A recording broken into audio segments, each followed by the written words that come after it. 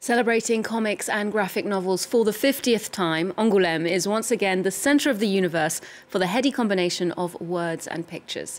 The French city is hosting its International Comics Festival, where Fauve, or Wildcats, are given out as prizes for the best publications of the past year. Well, to tell us more about the festival, we managed to pin down comic artist Tom Gauld, who's on his way to Angoulême, and not for the first time, Tom. Hello. Hello. Thanks for being with us. Now, your latest book, Revenge of the Librarians, features in this year's selection at the festival. As I mentioned, it's not your first time in Angoulême. And for those of us who are not familiar with this event, tell us about the atmosphere there, why this small city is so important for your sector. Well, it's amazing. I've been coming to Angoulême, I think, probably for close to 20 years now. And it's the French just love comics in a way that in Britain we haven't caught up with. And the Angoulême Festival, it just feels like everyone in the whole city is excited by comics and is there to celebrate comics. And as a comic artist, it's just like a kind of mecca to come to and really feel that you're at the centre of things. There's certainly a buzz in the air when it's happening, I must admit. Well, the comic sector, or bande dessinée market, is very healthy. Last year was the second best on record for sales here in France, and every other album sold was a manga comic.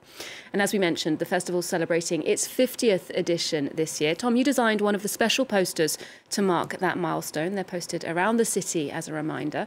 And France 24's Charlotte Prudhomme has been in Angoulême, taking a look back at half a century of comics and cartoons. She's also got some of the highlights of this year's selection. Take a look. It's Clara's first steps into the world of comics. This 25-year-old Belgian artist has just produced her debut book called Merel, a story about a 50-year-old single woman from a small village in Flanders. Clara was, of course, beaming when she found out that Merel was among the Angoulême Festival's official selection. When I heard it, I was astonished, I was excited, I was also kind of scared. Angoulême is exceptional, it's astonishing. Since its creation in 1974, the festival has showcased authors and books that have become classics of the so-called ninth art, like Koto Martez, Maus, and The Arab of the Future by Riad Sattouf, winner of this year's Grand Prize. When I was younger, I dreamed of making comics, but I never thought that I would have the Angoulême Grand Prize. So many great artists have won this award, it seems surreal to be among them. In a country where one book out of 4 sold is a comic, Angoulême is a cultural tastemaker. During the last 50 years, the essential thing is that the festival has contributed to making comics art, a form of expression in its own right. From the beginning, this festival has looked at the creators of comics as artists. The festival isn't immune to trends. As manga booms in France and across the globe, Angoulême is hosting the first European retrospective devoted to the famed Attack on Titans by Hajime Isayama. I think it's quite magical to be able to meet the author and see his drawings in real life. In France, here at Angoulême. We're happy to be here to see this exhibition. I looked at the drawings carefully. I was really impressed by the work of the artist. On display for fans to admire are 170 original drawings of the cult series. It sold more than 100 million copies and was adapted by Netflix. Attack on Titan is probably one of the most stimulating contemporary works of pop mythology right now. It's a unique work, demanding in both content and form, and has been able to reach a very, very large audience. Dubbed a UNESCO Creative City in the literature category, Angoulême continues to reinvent itself, with the festival turning more towards the digital world as its 50th edition gets underway. Angoulême is sketching its own path towards the future. So, Tom, we saw the winner of this year's Grand Prix, Riad Sattouf, there, real consecration in the world of comic books, that prize. He was nominated alongside Alison Bechdel and Catherine Meurice, both very respected artists today. But what about when you were growing up, thinking about going into this career? Who were your heroes? Well, the first comics I read were actually French comics. Our local library didn't have a big comic selection in the 1980s, but they did have a full run of Tintin and Asterix comics. So those were the first comics I read. So I've always had a connection with French comics because of that. And also in our local newspaper, Gary Larson's Far Side cartoons ran.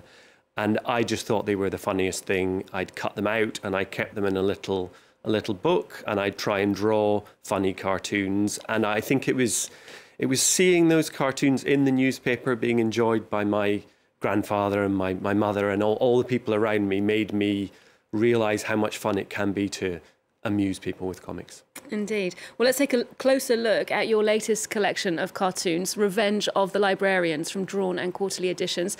Originally published in the Guardian newspaper, these strips take us through the pleasures and pitfalls of literary life, whether you're making books or reading them. Here's a short clip.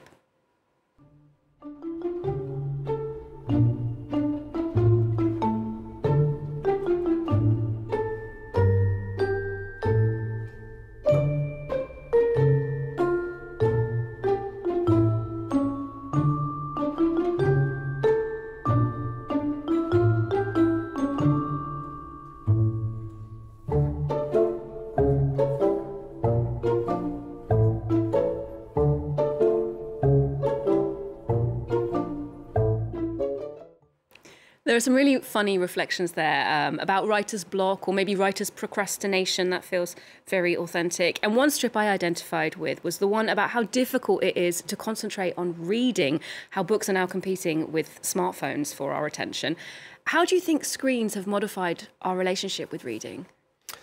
Well, they have modified it, of course. And for my cartoons, they definitely have these two different lives. One where they're read on paper in the newspaper, and then they get shared online where they reach a much bigger audience, and people abroad who don't read The Guardian will see them. So it's wonderful to see them being shared all around the world. But for me, I still like to read books on paper, and the fulfillment of these cartoons for me is really when they get collected in a book and I try and make it a nice object that people can pick up and read. And I hope, as a visual person, that love of seeing things nicely printed on paper and nicely produced continues, because it's an important part of any book, but particularly of a comic. So you've managed to put down the smartphone at bedtime, which is a very good thing. Well, speaking of reading, there was a bit of a row recently among the readers of The Guardian, the paper your cartoons appear in, following an opinion piece where the writer says that fetishising books or displaying them at home is a snobbish thing to do. She was attacked online quite vehemently by those who don't agree. What do you think? I mean, that was I did read that article, and I think it was slightly trying to cause that debate. Of course, there are big heads and snobs who have books in order to show off, and I make fun of people like that in my cartoons. But I think that's separate from a love of having shelves of books around you. I was a bit of a book hoarder for a while. When I first got into comics, I convinced myself any book I wanted, I was allowed to buy and should keep because it was my career. But I just ended up with so many books that I wasn't reading that I've got much more back into using libraries and borrowing books and only buying the ones that I really, really like the look of. OK, so maybe you'll be picking up a couple in Angoulême, who knows? Well, as I mentioned, Revenge of the Librarians includes short strips that you have to produce every week to a deadline. But you also write longer graphic novels. Moon Cop, for example, the New York Times bestseller. Tell us about your approach to writing a larger work of fiction. How do you start? Where? Well, that's a good question. The good thing about the short weekly strips is there's a weekly deadline, and I have to get something done by Wednesday afternoon, or I guess I've never missed it, but I guess I'd lose the job because there'd be a hole in the paper and everyone would be furious. So something about that helps me make something every week, the fear of the deadline. Whereas the longer books I find much more difficult. At the moment, I'm trying to drag the parts of a book together and get started, but it's much more difficult. So I don't know. I've done 3 longer books, 2 graphic novels and a children's book, and with none of them I feel like I've cracked the system of starting a book. So it's just, I think the thing I tell everyone, and I have to tell myself, is just get started. Just start. If it's bad, try and make it better. But it's difficult advice. It's difficult advice to take yourself. Can we have a scoop on what that book's about? No, because I'm still not sure myself. Okay. Well, you also illustrate covers for The New Yorker, The Believer, and you provide cartoons for New Scientist magazine as well. And they certainly echo the kind of ironic, humorous, gentle style that we see elsewhere in your work. But what about during the pandemic? That was a really, really tense time. How was it to work for a scientific publication at that time? Did you feel like you could make jokes?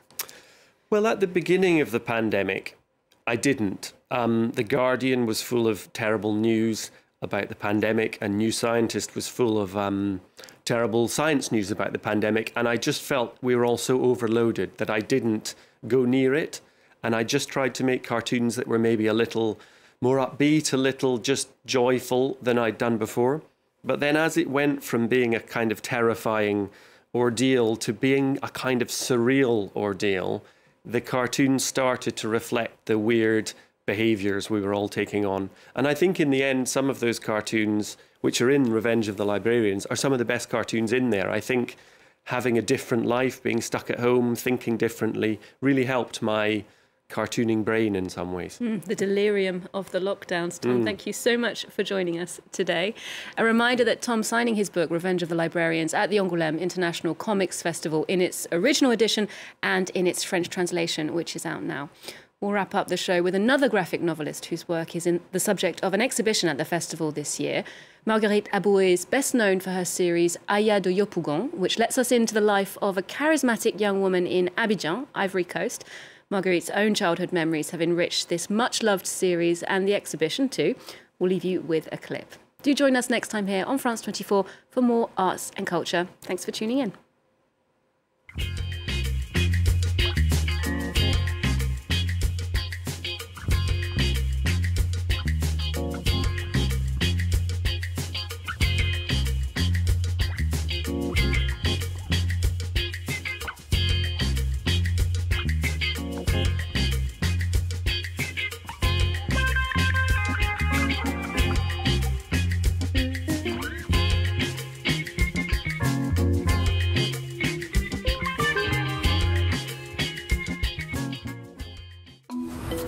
Politicians picking their constituents.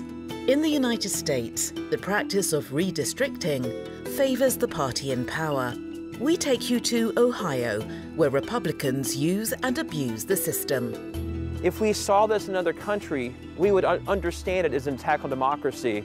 But because it's America and we're so proud of our democracy, we don't see it that way. It's called gerrymandering, an abusive practice for some, a political tradition for others. We have had gerrymandering ever since we have had a constitutional republic. It's not confined to one party or the other. Ohio, democracy in peril in Reporters on France 24 and France24.com.